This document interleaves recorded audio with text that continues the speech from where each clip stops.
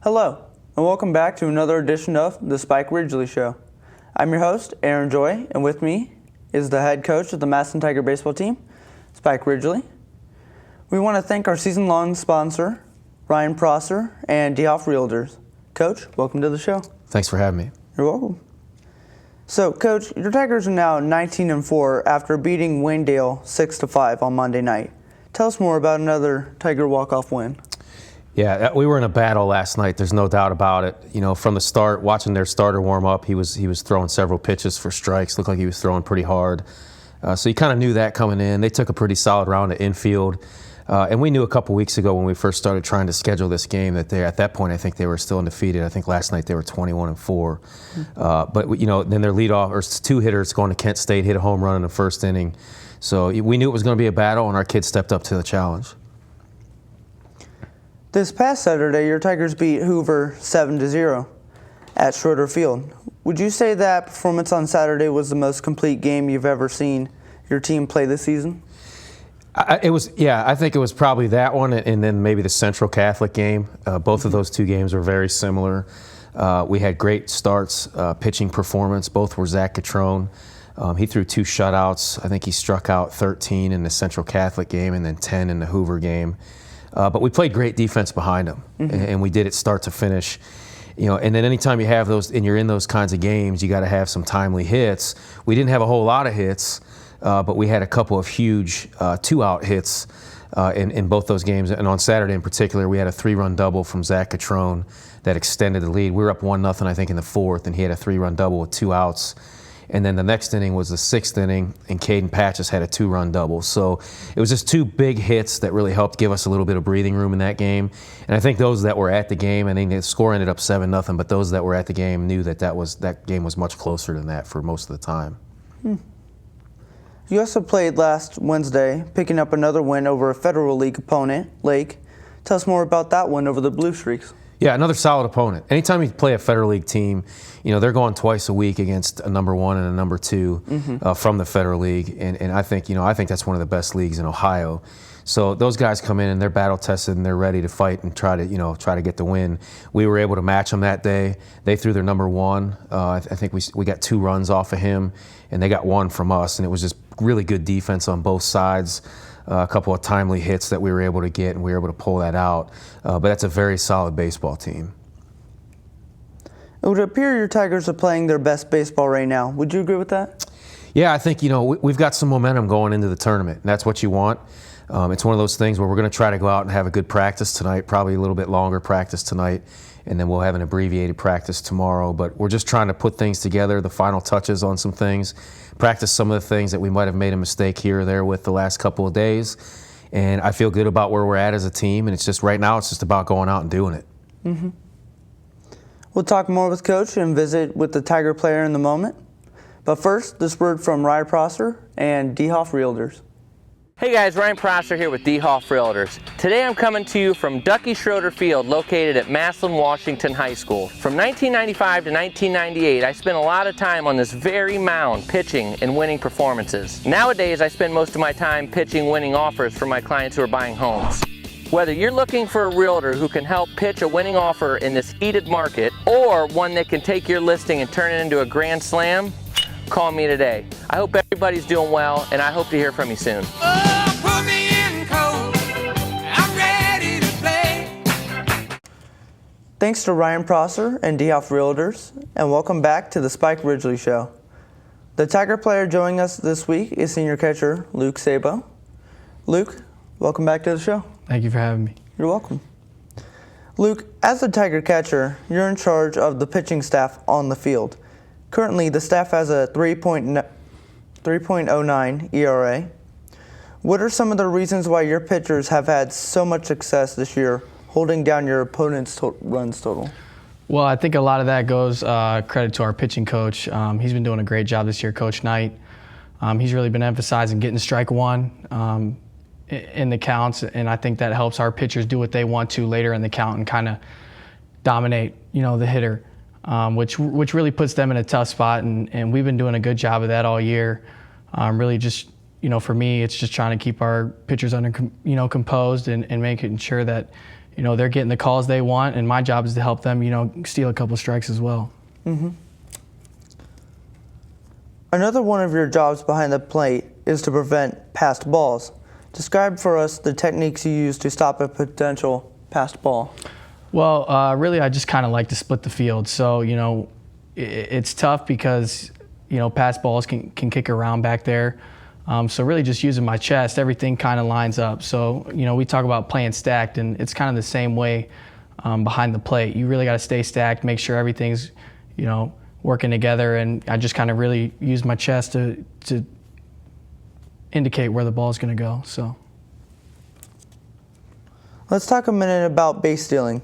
As a catcher, what is going through your mind when the opponent has a runner on and is looking to steal a base? Well, for me, I try to look at some tendencies of the runners. I'll take a peek over at them here and there, and I'll also tell our first baseman, whether it's Jalen or Zach, to kind of let me know, whether they think they're going to go or not. And also, along with that is our pitchers, keeping them honest, making sure they're checking them, because we don't want to give up free bases. So that's a main priority for us. As a catcher, you're also the leader in the infield. What does those responsibilities look like? Well, I think the main thing is kind of keeping all our guys, on task and making sure they know where the ball is going to go.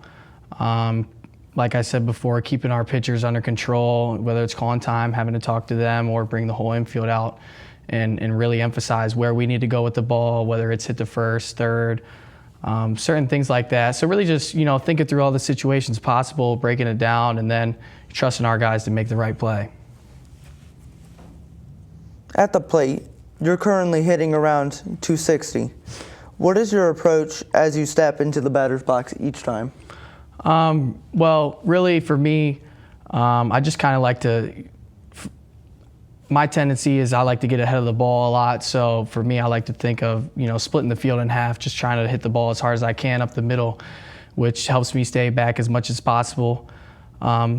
It's probably the best approach for me right now, because I'm trying to hit the ball as hard as I can every time I step up to the plate. And then, once you get 2 strikes, you're just trying to put the ball somewhere and make the, defense make a play. So that's really it for me, and, making sure I'm getting on base some way or somehow. Obviously, you're seen as a leader on this team. How would you describe your leadership style?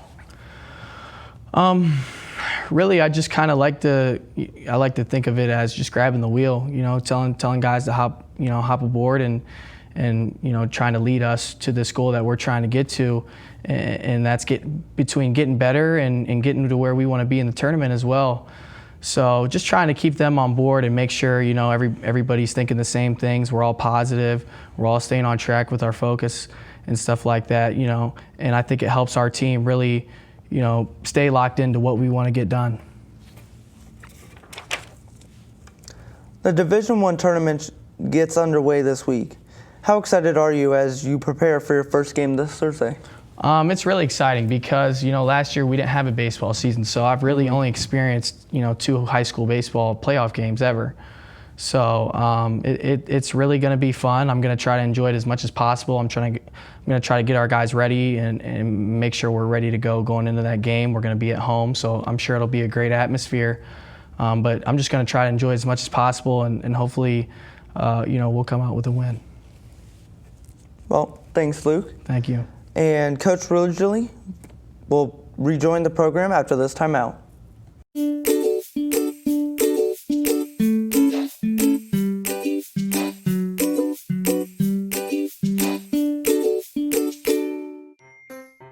Hello, and welcome to the Stark County Humane Society. Today we're going to give you a few pointers when considering adopting a new furry friend.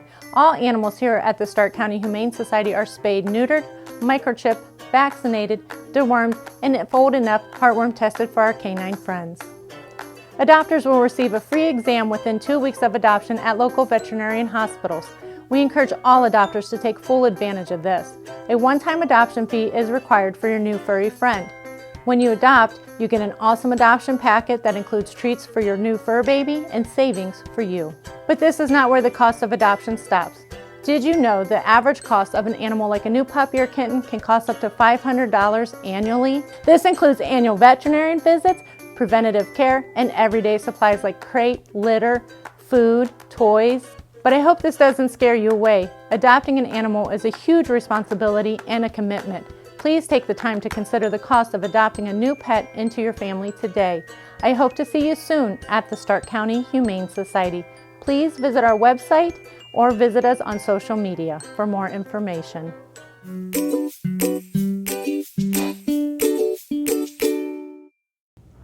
Welcome back to the Spike Ridgley Show. Coach, we had Luke on the show earlier this season and talked about how important he is to the team. As the season has gone on, how many different ways does he impact the other guys on a daily basis? You know, Luke's leadership, he's vocal, but he's also got a quiet way about him as well, where he gets kind of a lead by example. But then when we get into the games, he's very vocal, pitch to pitch, whether it's, we're trying to throw down to one of the bases to try to pick a runner, go behind the runner. He's talking to guys where they need to go with the ball. He's calling time. He's talking to the pitcher to make sure the pitcher's in the right place mentally and physically, and just making sure that we have the right signs on when we get a guy on second base. But he affects us greatly with the pitching staff. I think that's probably the most important thing that he does. He blocked a few balls last night in the game with the guy at third that ends up being a difference in the game. Those are plays that don't go on a stat sheet, but those are plays at the end of the night when you're walking away and it's getting dark and the scoreboard says 6-5. Those are huge plays. Because if even one of those gets by, we're in a different ball game. We're probably getting called for darkness or losing. So he affects us in a multitude of ways. And then really of late, he's really come on offensively as well. So, you talk about the blocking the balls and keeping the runner at third to end the inning, but we go to the eighth inning, and what a lot of people don't see maybe, in the stands is, Jordan Weiss is pitching that game and he's at the end. Mm-hmm. He's done. We can't bring him back out again. He's at his pitch limit. I wasn't willing to put him back out there again for where he was at. So Luke leads the inning off with a double. He leads the inning off with a double. We're able to bunt him over, and then Austin Cowan gets the game winner on a walk-off. And, you look at that right there. If that doesn't happen, we have to change pitchers, and who knows what happens. So just does all the small things for us, and his energy level is always where we need it to be, and he picks the other guys up. It's just a really important player for us. We're happy to have him on our team for sure. Before we discuss your upcoming tournament this Thursday, can you recap for us how your JV and freshman teams finished up their seasons? Yeah, well, they actually finished tonight as we're recording this. The freshmen are going to finish tonight against Tuslaw, and the freshmen have really come on. They've their record doesn't show it as much, but that level for us is about development, guys learning the culture of the program and getting better at the small skills that are going to turn into things that really help us later. And at the beginning of the year, they had some tough losses where they were losing by several runs. And they've really started to tighten things down. They've had some really disappointing losses in the last couple of weeks where it's like one run here, one run there. But they're really coming on. I've been pleased with their progress. I think the coaches are doing a good job with those guys. And, like I said, they're going to get a chance to finish up on a winning note tonight against Tuslaw, hopefully. So, and then the JV team has had a really solid year. I think they're going into tonight, I think they're 17 and 7, I think is what it is. And they got a chance to finish up against Central Catholic, and they'd like to go get a win against them because I believe they lost to them last week. So heard some of the guys talking in the hallways today. They're excited to go get that chance to play those guys again. And both programs, I'm excited about the future of the program because with the success that the JV team's having right now, looking at some of the players that are going to impact us right away, because we're going to graduate 9 guys. And I think 7 of those guys are on the field for us all the time. So going to be tons of competition next year in camp. And a lot of those JV guys, maybe a few of those freshman guys are going to be battling for those spots. So I'm excited about it. Mm-hmm. As we discussed last week, your Tigers earned the 6th seed in the Division I district tournament and will play this Thursday, May 20th, at home, against the winner of Lake versus Stale. How do you feel about your team getting the 6th seed? I think they earned it. I mean, I think when you're talking about a 35-team district, I think that the guys should be proud of that. We don't play in a league. So, the way I look at it is this. For us, our league championship, for us, since we're not in one, is to play well enough to get voted high enough to get a bye to get a home game and have your best opportunity to get to the districts. So with that being said, I'm very proud of the team because they accomplished that. They did everything that they could to put us in position to be successful. And so I look at that as a league championship, and that they've done everything that they can, and now they get the best opportunity to go be successful.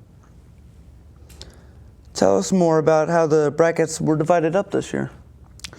Well, there was a Hudson district, there's what was the one? Elyria district, or Euclid, I'm sorry, Euclid district, and then also the Canton district. So we got to pick 6th, so there was 5 teams ahead of us. They kind of spread themselves out amongst those 3 districts. And when it was our turn, we had the opportunity to stay near home and choose a line where we had a bye.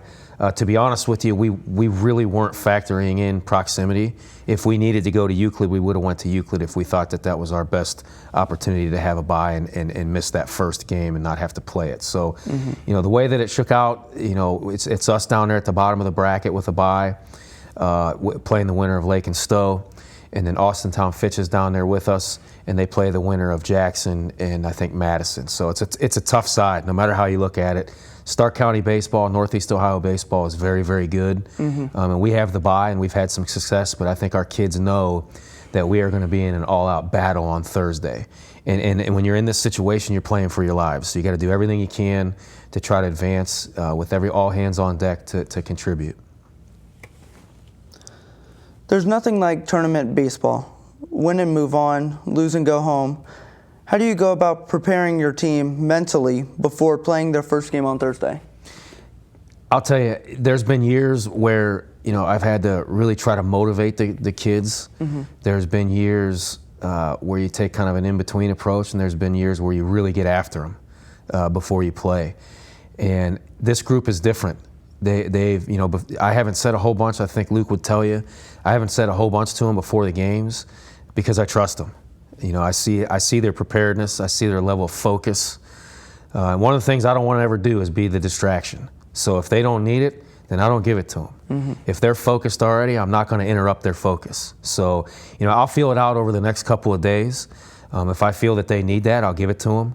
And if they don't, I'm going to leave them alone and let them go play. So at this point, I trust our leadership on the team, and I think we have strong core leadership, strong culture, and these guys have really gone out and done everything that we've asked them to do. So just looking forward to seeing these guys compete on Thursday. You played and beat Lake last Wednesday. How can you tell us about the Blue Streaks? I don't think that factors in at all. At all. Every day is a new day. I think we saw that several times last week against very quality opponents that had been playing very, very well. And we matched their will and want to, and I think at times exceeded it, and it showed and it mattered in the outcome of the game. I think that's what's going to happen Thursday. I think to me, it's a faceless opponent. It doesn't matter who it is. It's going to come down to how we play that day, and it's going to be how much we're focused and how much we want it.